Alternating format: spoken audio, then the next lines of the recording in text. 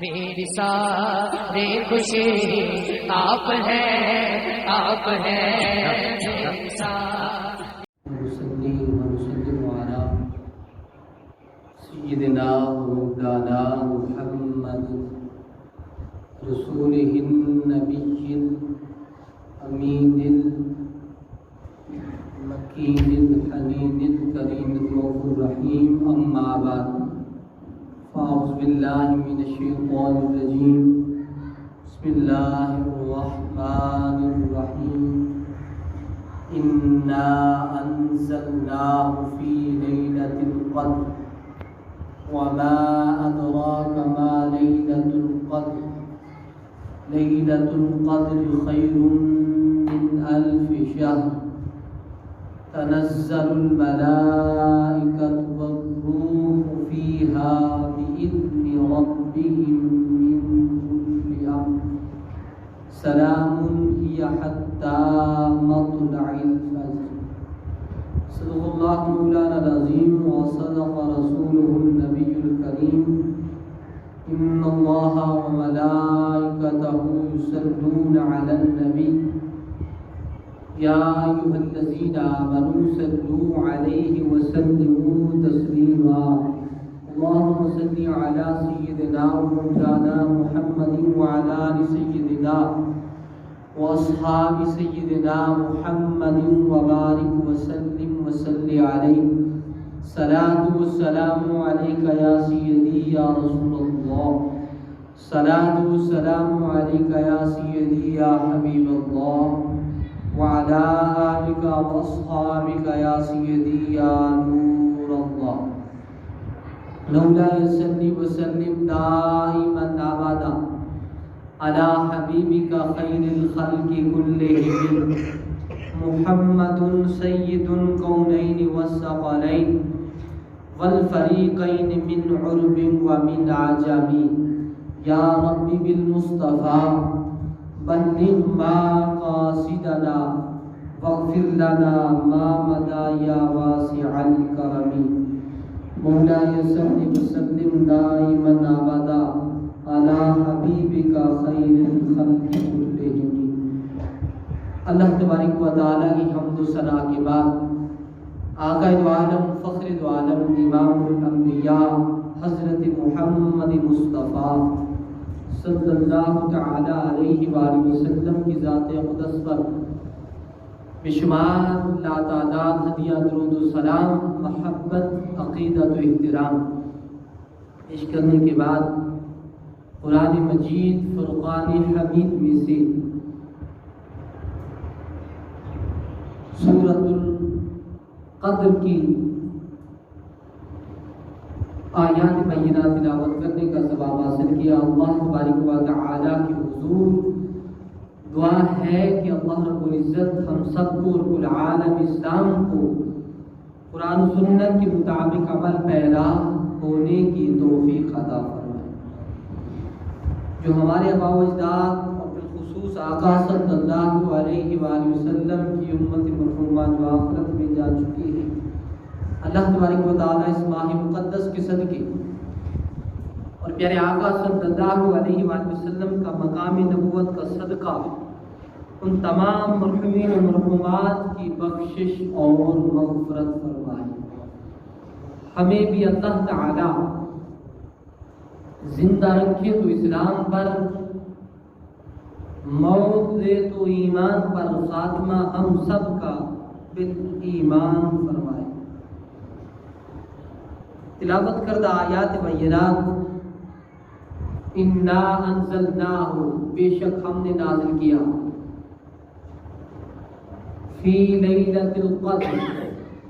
قرآن مجید کو، فرقان حمید کو لیلۃ القدر کی رات میں نازل کیا۔ وما ادراک ما لیلۃ القدر، تم کیا سمجھتے ہو کہ لیلۃ القدر کتنی عظمت والی رات ہے۔ لیلۃ القدر خیر من الف شہر، اس رات میں ملائکہ کا نزول ہوتا ہے، فرشتوں کا نزول ہوتا ہے، اللہ کے فرشتے نازل ہوتے ہیں، تنزل الملائکۃ والروح فیہا، اللہ کے فرشتے نازل ہوتے ہیں، تنزل ان کا نزول ہوتا ہے، جبریل امین کے ساتھ باقی فرشتے بھی نازل ہوتے ہیں، فیہا بإذن ربہم من کل امر سلام، وہ ہر سلامتی والے حکم کے ساتھ زمین پر نازل ہوتے ہیں، یہاں تک کہ حتی مطلع الفجر، ہر خیر و سلامتی کے ساتھ اللہ اپنے فرشتوں کو نازل کرتا ہے یہاں تک کہ فجر طلوع ہو جاتی ہے۔ تو یہ وہ لیلۃ القدر کی رات،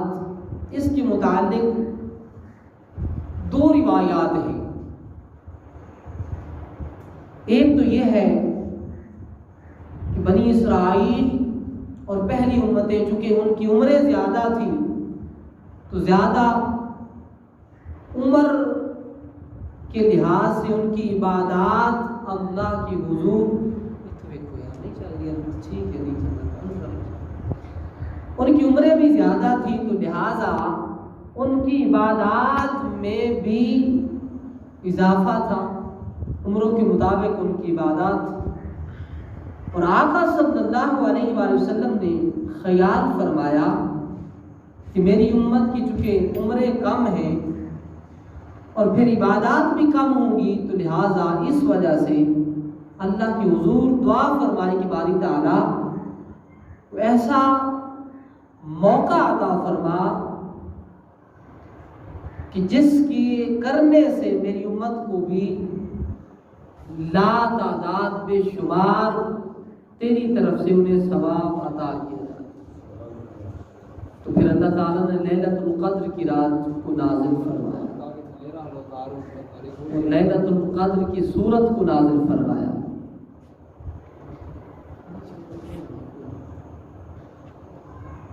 تو دو روایات ہیں، ایک تو یہ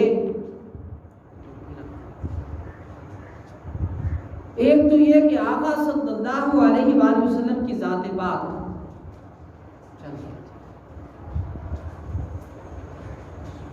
حضور صلی اللہ علیہ وسلم نے اللہ کی بارگاہ میں دعا مانگی کہ باری تعالیٰ پہلی امتوں کی عمریں زیادہ تھی، میری امت کی عمریں کم ہوں گی تو لہٰذا ان کی کم عمر میں ایسا کوئی موقع عطا فرما، ایسا کوئی اہم موقع دے جس کے لمحات میں میری امت عبادت کرے اور ان کو ہزاروں مہینوں کی ثواب عطا کر دیا جائے۔ تو پھر اللہ تعالیٰ نے لیلۃ القدر سورت نازل فرمائی۔ اور دوسری روایت یہ بھی ہے کہ آقا علیہ الصلوۃ والسلام آرام فرما رہے تھے، حضور صلی اللہ علیہ وسلم بیدار ہوئے اور خواب میں ایک عجیب سی کیفیت دیکھی کہ آپ کے منبر پر بنو امیہ کے اوباش چھوکرے، اوباش لونڈے اور بنو امیہ وہ اوباش نوجوان وہ آقا صلی اللہ علیہ وسلم نے دیکھا کہ میرے منبر پر چڑھ کر میرے منبر کی پامالی کر رہے ہیں، میرے منبر کی بے ادبی کر رہے ہیں۔ بنو امیہ کے اوباش چھوکرے اور لونڈے تو آقا علیہ الصلوۃ والسلام بیدار ہوئے تو مغموم تھے، غم زدہ تھے۔ تو جب اللہ تعالیٰ نے دیکھا کہ میرے پیارے محبوب کے قلب مبارک پر، قلب اطہر پر کچھ بوجھ ہے، حضور کا دل پاک بوجھل ہے، اداس ہیں، پریشان ہیں،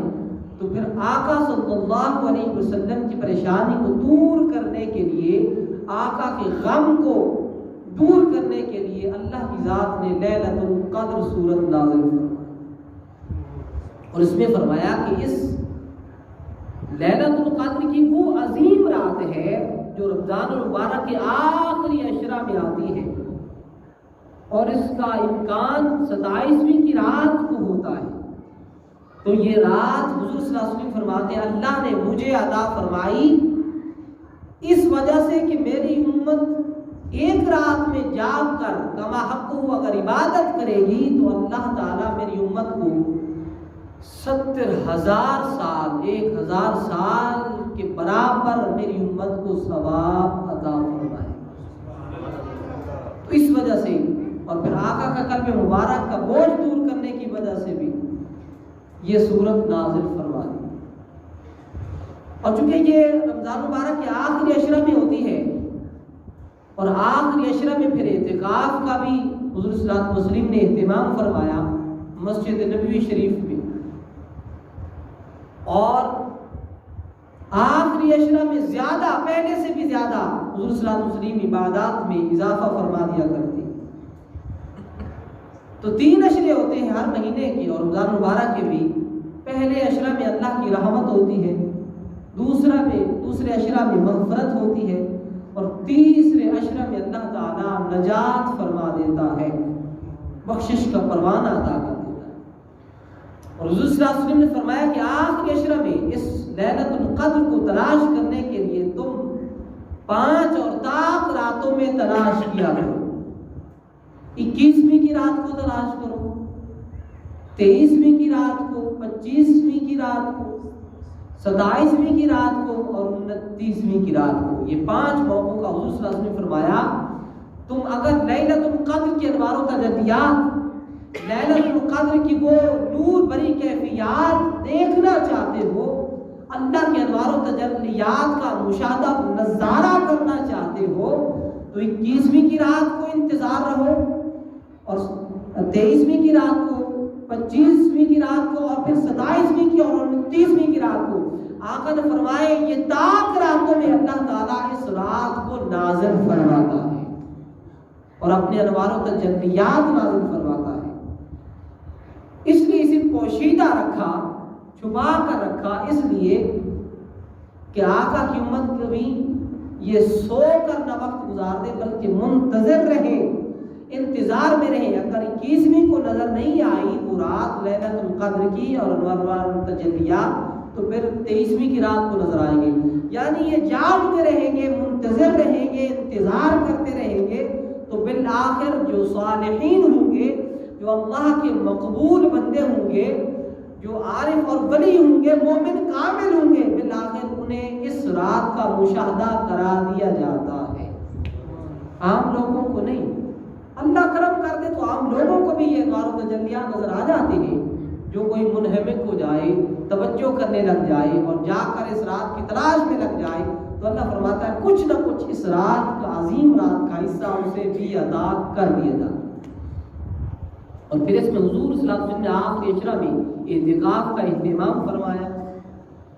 مسجد نبوی شریف کے اندر حضور نے اعتکاف فرمایا 10 راتوں کا اور 10 دنوں کا آخری عشرہ.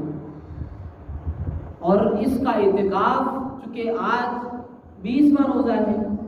تو 20ویں روزے کی غروب آفتاب سے اعتکاف کا وقت شروع ہو جاتا ہے، جو افضل وقت ہے. آقا علیہ الصلوۃ والسلام نے 20ویں روزے کی نماز مغرب کے بعد فوراً بعد حضور صلی اللہ علیہ وسلم معتکف ہو گئے تھے. ایک نکر میں، ایک کونے میں مسجد نبوی شریف کے اندر حضور صلی اللہ علیہ وسلم کی ذات پاک نے اعتکاف فرمانا شروع فرما دیا. اور پھر یہ ختم کب ہوتا ہے؟ جب تک حضور فرماتے ہیں عید کا چاند نظر نہیں آ جاتا تو بندہ معتکف رہے، اعتکاف کرنے والا اعتکاف میں رہے، وہ نہیں اٹھ سکتا، اور بلا شرعی عذر کے وہ معتکف رہے. اگر وہ بلا وجہ یا بلا ضرورت، یہاں تک کہ نماز جنازہ میں نہیں شریک ہو سکتا اور بیمار کی عیادت کے لیے نہیں جا سکتا، معتکف جو اعتکاف کرنے والا ہے، یہاں تک کہ اس پر اگر غسل واجب ہو گیا ہے اور فرض ہو گیا ہے تو وہ مسجد کی حدود کے اندر رہ کر وہ غسل جنابت کرے گا، نہ کہ وہ مسجد سے باہر نکلے گا. اگر وہ مسجد سے باہر ایک قدم بھی رکھے گا تو اس کا اعتکاف ٹوٹ جائے گا. تو اعتکاف 3 طرح کا ہوتا ہے. پہلی قسم ہے اعتکاف کی واجب اعتکاف، دوسری قسم ہے اعتکاف کی سنت موقدہ اعتکاف، تیسری قسم ہے اعتکاف کرنے کی مستحب اعتکاف، یہ 3 طرح کے اعتکاف کی قسمیں ہیں۔ پہلا واجب ہے جو حضور صلی اللہ علیہ وسلم نے رمضان المبارک کے آخری عشرہ میں مسجد نبوی شریف میں اعتکاف فرمایا تھا، یہ ہے واجب۔ اور دوسرا ہے سنت، تیسرا ہے مستحب۔ جو واجب ہے اس میں پھر یہ شرط کا پایا جانا ضروری ہے۔ مثلا کوئی ہم میں سے نیت کر لیتا ہے کہ میں امتحان میں کامیاب ہو جاؤں گا تو منت مانتا ہوں، منت کے طور پر میں اعتکاف کروں گا، یا میرا فلاں نیک کام ہو جائے، میری فلاں ضروری جو حاجت ہے وہ جو نیک کام ہے اس کے لیے میں نیت کرتا ہوں اور منت مانتا ہوں کہ باری تعالیٰ وہ میرا اگر نیک کام ہو جائے گا تو میں اعتکاف کروں گا، تو یہ اعتکاف کرنا واجب ہے، اس کے اوپر ضروری ہے، لازم آتا ہے۔ جب اس کی منت پوری ہو جائے، اللہ اس کے نیک کام کو پورا کر دے، تو پھر اس پر واجب و ضروری ہے کہ وہ مسجد میں اعتکاف بیٹھ جائے۔ اور واجب اعتکاف کے لیے روزہ رکھنا بھی ضروری ہے۔ دوسری قسم ہے سنت موقدہ اعتکاف، اور جس میں آخر صلی اللہ علیہ وسلم نے آخری عشرہ میں مسجد نبوی شریف میں اعتکاف فرمایا، یہ سنت ہے۔ اور سنت میں پھر یہ ہے کہ اگر پورے قصبہ کی طرف سے ایک آدمی بھی معتکف ہو جائے، مسجد میں ایک بندہ اعتکاف کے لیے بیٹھ جائے، تو باقیوں کے اوپر یہ جو ہے ذمہ ختم ہو جائے گا، باقیوں کی طرف سے بھی اعتکاف کا ثواب باقی لوگوں کو بھی مل جائے گا۔ اگر ایک بندہ بھی پورا قصبہ گاؤں میں اس مسجد میں اعتکاف بیٹھے گا جس میں نماز باجماعت ہو رہی ہے، جمعہ کا اہتمام ہے اور جماعت کا اہتمام ہے، یعنی امام صاحب کا اہتمام کیا گیا ہے، اس میں جماعت تکبیر اولیٰ کے ساتھ نمازیں ہوتی ہیں، تو اس میں پھر اعتکاف بیٹھے گا۔ اگر ایک بندہ بیٹھ جائے تو باقی تمام گاؤں والے جو لوگ ہیں ان پر ذمہ یہ اتر جائے گا۔ لیکن اس کے برعکس اگر ایک بندہ بھی اعتکاف کے لیے نہیں بیٹھے گا، معتکف نہیں ہوگا، تو پھر سارے گاؤں کے لوگ گناہ گار ہوں گے، باقی لوگ بھی تمام کے تمام گناہ گار ہوں گے۔ تو اس لیے ایک آدمی کا اعتکاف بیٹھنا ضروری ہے۔ اگر زیادہ ہے، 2 ہے، 4 ہے، 8 ہے، 10 ہے تو افضل ہے، زیادہ بہتر ہے، لیکن کم از کم ایک بندے کا اعتکاف کرنا آخری عشرہ میں جو سنت موقدہ ہے وہ حضور صلی اللہ علیہ وسلم کی سنت سے ثابت ہے۔ پیارے آقا مسجد نبوی شریف میں خود اعتکاف فرمایا کرتے تھے رمضان المبارک کے آخری عشرہ۔ اور جو مستحب اعتکاف ہے، مستحب میں پھر یہ چیزیں آ جاتی ہیں، مثلا اگر 1 منٹ کے لیے آپ اعتکاف کرنا چاہتے ہیں تو کر سکتے ہیں، 5 منٹ کے لیے بھی، 10 منٹ کے لیے، آدھا گھنٹہ کے لیے، یا جو ہی نماز کے لیے آتے ہیں تو سنت اپنا نیت کر لیا کریں اعتکاف کی، تو مستحب میں یہ ہے کہ پھر آپ کو اعتکاف کرنے کا اللہ ثواب عطا کر دے گا۔ اس میں نیت یہ ہوگی نویت سنت الاعتکاف، کہ میں اعتکاف کی نیت کرتا ہوں۔ خواہ 1 منٹ کے لیے آپ انٹر ہو رہے ہیں مسجد میں، یا 10 منٹ کے لیے، 15 منٹ کے لیے، جتنے وقت کے لیے بھی ہو رہے ہیں، خواہ نماز پڑھنے کے لیے آ رہے ہیں، تو جو ہی مسجد میں داخل ہو رہے ہیں تو ساتھ دعا بھی پڑھ لیا کریں، اللہم انی اسألک من فضلک و رحمتک، اے باری تعالیٰ میرے لیے اپنے رحمت کے اور اپنے فضل کے دروازوں کو کھول۔ تو یہ بھی ہوگا، اور ساتھ نیت فرما لیا کریں نویت سنت الاعتکاف، تو اللہ تعالیٰ فرماتا ہے تمہیں میں اعتکاف کے ثواب بھی عطا کر دوں گا۔ تو یہ 3 طرح کا اعتکاف ہوتا ہے، بنیادی بات یاد رکھیں گے، واجب اعتکاف، سنت اعتکاف اور مستحب اعتکاف میں نے بتا دیا ہے۔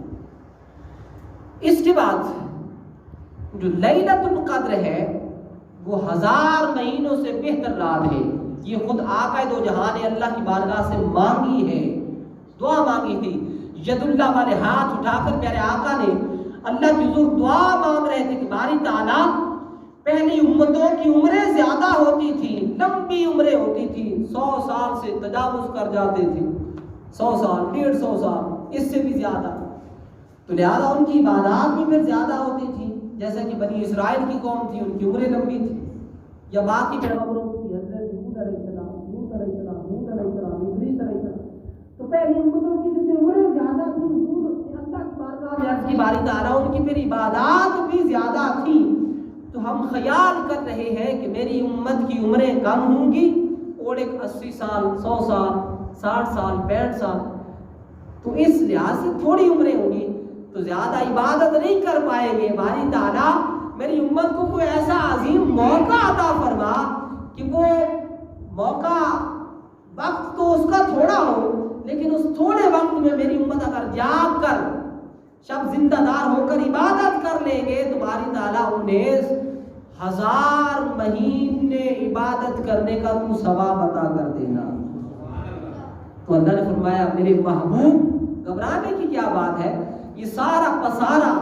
دنیا و آخرت کا، بزم کائنات کا،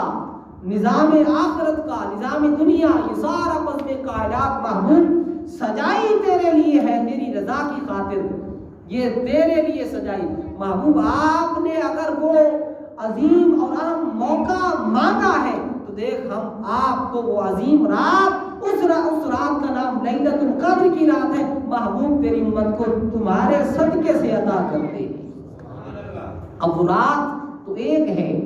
لیکن حضور فرماتے ہیں وہ رات اللہ نے ہمیں عطا فرمائی اور میری امت کی بخشش کے لیے سما پیدا کر دیا کہ محبوب آپ کی امت اگر وہ لیلۃ القدر کی رات کو پا لیں گے اور اس رات جاگ کر تیرے حضور مناجات کریں گے، عبادات، تسبیح اور تحلیل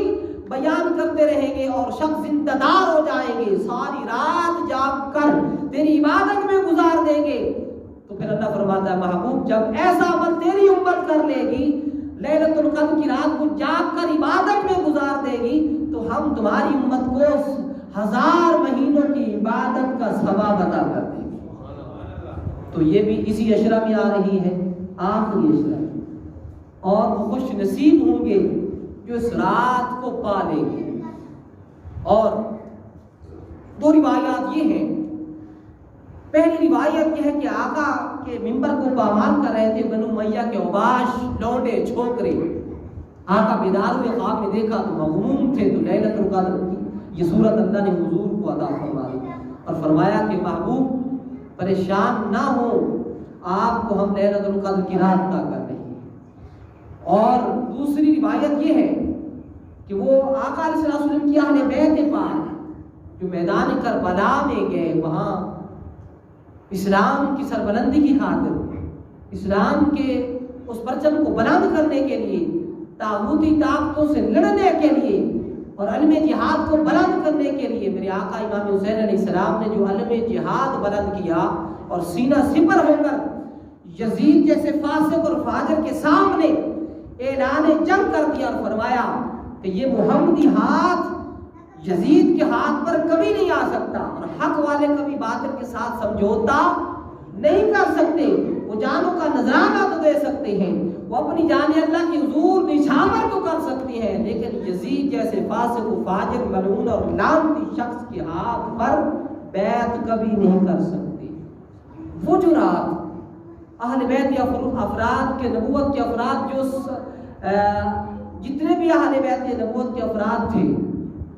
وہ سارے کے سارے جب میدان کربلا میں آخری رات تھی نا، شب عاشور کی رات، آگے 10ویں کا دن آنا تھا اور جنگ کا آغاز شروع ہونا تھا، اس رات میں آقا امام حسین علیہ السلام نے تمام اہل بیت نبوت کے افراد کو جمع فرمایا اور جان نثار اصحاب کو جمع فرمایا اور ایک باز فرمایا، نصیحت فرمائی. اور امام علی مقام فرما رہے تھے اے قافلے والوں جو کہ مدینہ سے چلے ہو یہاں تک اس منزل کربلا میں، جب وہاں پہنچے نا تو لوگوں سے پوچھا کہ اس جگہ کو کیا کہتے ہیں. کسی نے کہا حضور اس جگہ کا نام نینوا ہے، پرانا نام کربلا کا نینوا تھا. اور کسی نے کہا حضور اس کو عرف عام کربلا بھی کہتے ہیں. تو میرے آقا امام حسین علیہ السلام نے فرمایا ہے قافلے والوں، ہاں یہی ہماری زندگی کی آخری منزل ہے. اسی طرف میرے نانا امام الانبیاء نے اشارہ فرمایا تھا جب وہ کمری مبارک اوڑھ کر ہم لوگوں کو، میرے والدین کو، میرے بھائی حسن کو اور مجھے کمری مبارک میں چھپا کر یہ دعا اللہ کی حضور فرما رہے تھے نا اللہم ہؤلاء اہل بیتی فاذہب عنہم الرجس اہل البیت ویطہرکم تطہیرا، اے میرے اللہ یہ میری اہل بیت ہے، ان کو تو پاک کر دے جیسا کہ پاک کرنا چاہتا ہے۔ تو اللہ نے پھر ان ہستیوں کے لیے آیت تطہیر کو اتار دیا تھا کہ اے نبی کے گھر والوں، اللہ تو یہی چاہتا ہے کہ تم سے ہر رجس ہر ناپاکی کو دور کر کے تمہیں پاک و صاف کرتا ہے، طاہر و مطہر کرتا ہے جیسا کہ پاک کرنے کا حق ہے۔ جب حضور وہ کملی اوڑھ رہے تھے نا ان نفوس قدسیہ پر، 4 تو یہ تھے نا علی و فاطمہ حسن و حسین، اور 5 میں خود آقا دو جہاں کی ذات تھے، تو یہ 5 تن تھے۔ تو ان 5 تنوں کے لیے اللہ نے آیت تطہیر اتاری، اور حکمت دیکھے جو آقا نے کملی مبارک اوڑھ رکھی تھی، وہ جو مدثر کی چادر جس کو ہم کالی کملی کہتے ہیں، اس مبارک چادر وہ ایک تو منقش تھی، اون سے بنی ہوئی تھی، سیاہ رنگ کی تھی، اور اس چادر پر اونٹوں کے کجاووں کے نقش بنے ہوئے تھے، یعنی منقش تھی، اونٹوں کے کجاوے نہیں ہوتے، وہ منقش تھی تو اونٹ تھے اور اونٹوں کے کجاووں کے نقش بنے ہوئے تھے۔ تو حکمت کیا تھی؟ میرے آقا امام الانبیاء فرما رہے تھے اے حسین، یہ اشارہ جو میری چادر کے اوپر یہ جو منقش ہے اور اونٹوں کی کجاووں کے نقش بنے ہوئے ہیں، یہ دراصل تیرے قافلہ کی طرف اشارہ ہے کہ تو نے میدان کربلا کی طرف سفر اختیار کر کے اسلام کی بلندی کی خاطر اپنی جانوں کا نذرانہ پیش کر۔ وہ رات امام عالی مقام نے تمام اہل قافلہ کو جمع فرمایا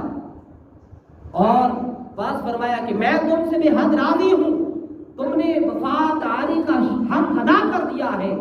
لیکن مجھے پتا ہے کہ میں نے اسی میدان میں جام شہادت نوش کرنا ہے۔ امام حسین فرما رہے تھے لیکن میں تمہیں اپنی خاطر جھونکنا اور مروانا نہیں چاہتا، میں تم سے بے حد راضی ہوں، تم لوگوں نے وفا شاعری کا حق ادا کر دیا ہے، لیکن رات کا وقت ہے، رات کا سمرہ ہے، تمہیں اجازت دیتا ہوں بخوشی برضا، تم واپس گھروں کی طرف چلے جاؤ، میں نے کل اسی میدان میں جام شہادت نوش کرنا ہے۔ تو سب لوگوں نے، اہل بیت نبوت کے افراد نے اور اس اصحاب حسین نے، جانثار حسین علیہ السلام کی صحابہ نے عرض کی تھر تھراتے لبوں کے ساتھ، اے امام ہم آپ کو اس میدان میں تنہا چھوڑ کر نہیں جا سکتے، اب شہادت کی باری پہلے ہماری آئے گی اور جب ہم جامع شہادت نوش کر چکے ہوں گے آقا امام حسین بعد میں آپ کی باری آئے گی۔ تو امام حسین نے دیکھ لیا کہ یہ لوگ واپس جانے کے لیے تیار نہیں ہے، تو پھر فرمایا لوگوں سن لو کہ یہ رات ہماری زندگی کی آخری رات ہے اور ہماری زندگی کی آخری شب ہے، لہذا جی بھر کر عبادت کر لو، اللہ کے حضور مناجات کر لو، اللہ کے حضور سجدہ ریزیاں کر لو۔ تو اس رات جس کو شب عاشور کی رات کہتے ہیں، ساری رات قافلہ حسین میں